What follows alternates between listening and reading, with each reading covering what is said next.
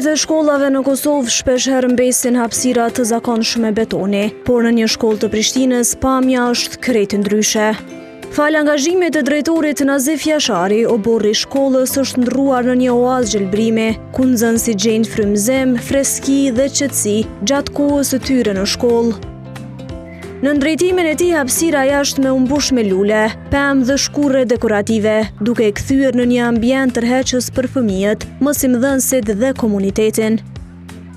Ky transformim nuk është vetëm estetik, por edhe edukativ. Nxënësit po mësojnë për rëndësinë e ruajtjes së natyrës, për kujdesjes ndaj bimëve dhe përgjegjësisë kolektive për hapësirat e përbashkëta.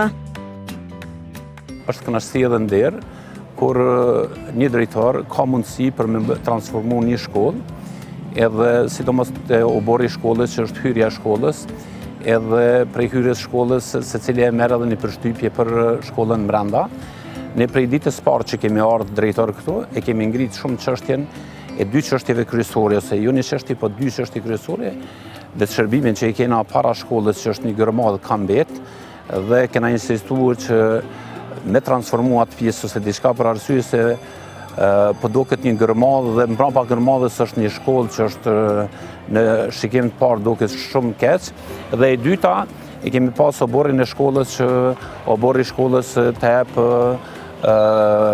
përshtypjen për shkollën brenda. Mirë, po kena pas fatin që shkollën e kena transformu, oborrin s'pari e kena transformu me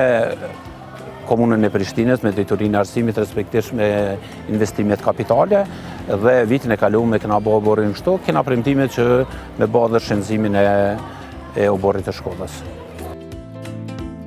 Angazhimi i Jasharit ka qenë edhe në përfitimin e donacioneve nga organizata të huaja, sidomos për druin dekorativ. S'pari oborri i shkollës, si obor ka gjenë një gjendje shumë të keqe, edhe synimi ynë ka qenë oborri me transformu. Kemi pas ulset e tilla në të gjitha kandet e shkollës, mirë po kena pas fatin se kena marrë prej ministrisë, kena marrë ulset shumë të mira që janë, dhe i kena vendosur në për gjitha pjesët e oborrit të shkollës, dhe atëherë ka qenë hortikultura, tash ndërmarrja publike e Gjelbert, kena pas fatin ka investu me dronjë dekorativ, por e kena pas një fat shumë se dhe i omi, qysh në vitin e parë, në vitin 2021, na ka furnizu me dronjë dekorativ. Puna për gjelbërimin është realizuar me përfshirjen e vetë nxënësve dhe stafit të shkollës, të cilët kanë kontribuar në mbjellje dhe mirëmbajtje. Përfitimet tashmë janë të dukshme, një ambient më i shëndetshëm, një atmosferë pozitive për mësim dhe një shembull për shkollat e tjera që ta ndjekin këtë nismë. Ne në bashkëpunim arsimtar me prindër dhe me nxënës, gjithmonë kena punu në drejtimin që fëmijët mu vëdisu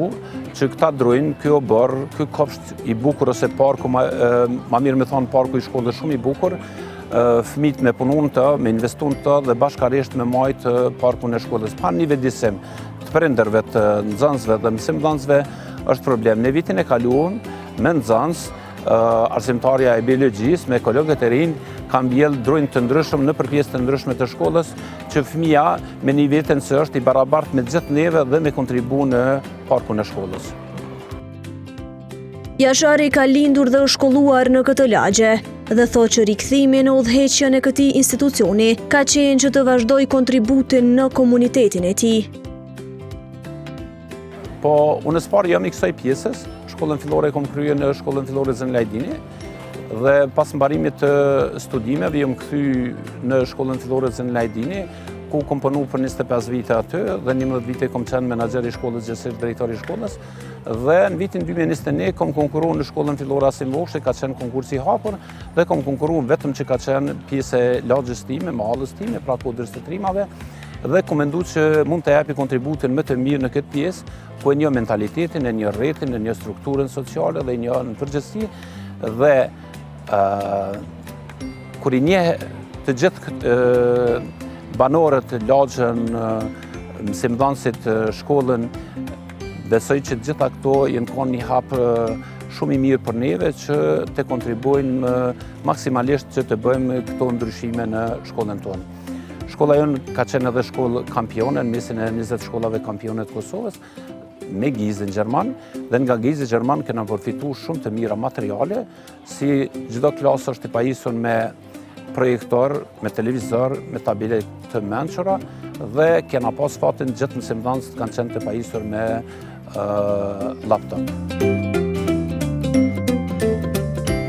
Puna e Nazif Jasharit dëshmon se vizioni një drejtuesi mund të ndryshojë jo vetëm pamjen e një shkolle, por edhe kulturën e të nxënit, duke u dhënë fëmijëve një mesazh të fortë se kujdesi për natyrën është kujdes edhe për të ardhmen.